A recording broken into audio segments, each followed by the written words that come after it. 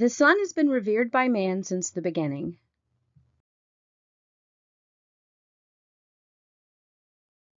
Without its warmth and light, the world would be a dark and inhospitable place.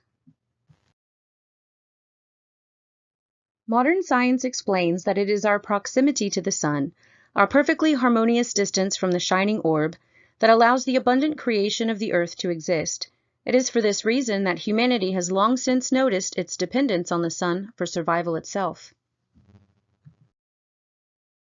Like a mother, she bestows the gift of life, and like children, we both appreciate the bond which sustains us and fear the possibility of her loss.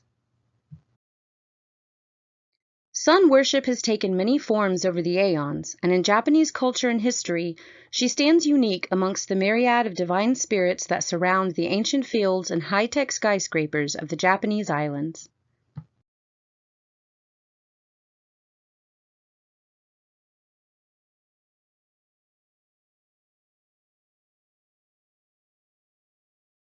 According to ancient Japanese text, Amaterasu was formed by Izanagi during a purification ritual following his return from Yomi, the underworld.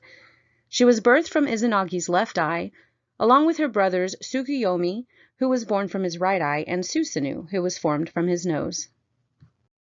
Amaterasu was gifted with rulership of the sun. Tsukuyomi became director of the night and moon, and Susanoo inherited the keeping of the seas and storms.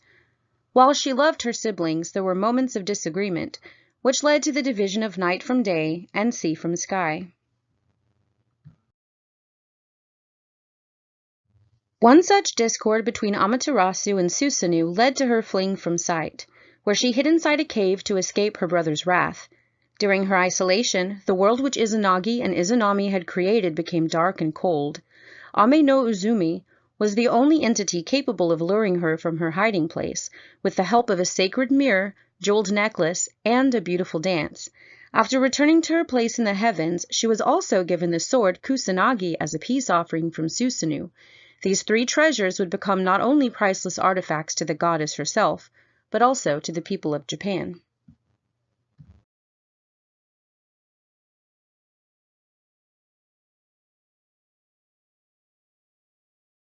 It was Ninigi, Amaterasu's grandson, who brought the wisdom of rice planting to help pacify Japan during a time of struggle.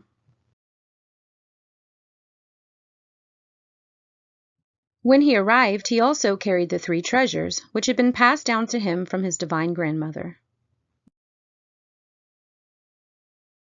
His descendant Jimmu became the first emperor of Japan, from which the imperial dynastic line was created. The story and genealogical information has been recorded in ancient texts such as the Nihon Shoki and Kojiki. The three sacred items became known as the imperial regalia of Japan and have been closely guarded through the ages and are still said to be currently housed within certain undisclosed holy shrines of Japan.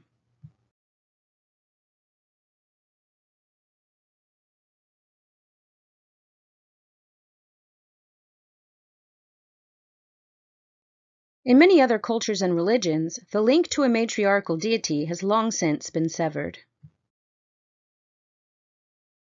Yet, in modern times, Amaterasu's primary place of worship, the Grand Shrine of Ise, has millions of visitors every year, proving that her light still shines bright in the hearts of men and women in Japan and around the world.